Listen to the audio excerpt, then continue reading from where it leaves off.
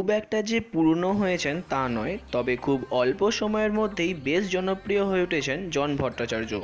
বোঝে না সে বোঝে না পর থেকে বর্তমানে নজর ইতিমধ্যে ব্যাক টু ব্যাক অনেক ধারাবাহিক ও বড় পর্দাতেও দেখা গেছে তাকে।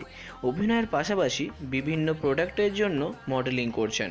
দেখতে সুপুরুষ আর দেহের বলিষ্ঠ গঠন নতুন প্রজন্মের কাছে তাকে খুবই জনপ্রিয় করে তুলেছে।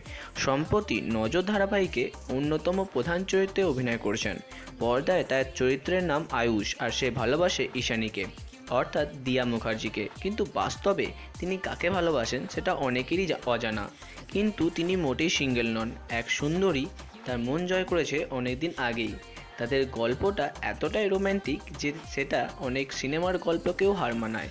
তার বান্ধবীর নাম বিদিশা সেনগুপ্ত। তবে চলো জানা যাক কিভাবে হলো তাদের এই প্রেম। ফেসবুকে হয় প্রথম তাদের আলাপ। জন বলেন ও আমাকে ফ্রেন্ড রিকোয়েস্ট পাঠিয়েছিল। তখন বিদিশা থাকতো দেরাদুনে। বেসিক্যালি ওরা কলকাতারই, কিন্তু বাবা চাকরির সূত্রে থাকতো ওখানে। তবে বিভিন্ন ছুটিতে আসতো কলকাতায়। পরে জানতে পারি আমি যে সোসাইটিতে থাকতাম ওখানেই নাকি বেড়াতে আসতো। কিন্তু ফেসবুকে আলাপের আগে কখনো দেখিনি। তারপর থেকে বন্ধুত্বটাও গভীর হলো। তখন আমরা স্কুলে পড়ি। ছুটিতে এসে 10-20 দিন থাকতো, তারপর ফিরে যেত, আর আমি নিজের পড়াশোনা নিয়ে বিজি হয়ে যেতাম। কিন্তু যখনই ও আসতো অনেক এক্সাইটেড থাকতাম।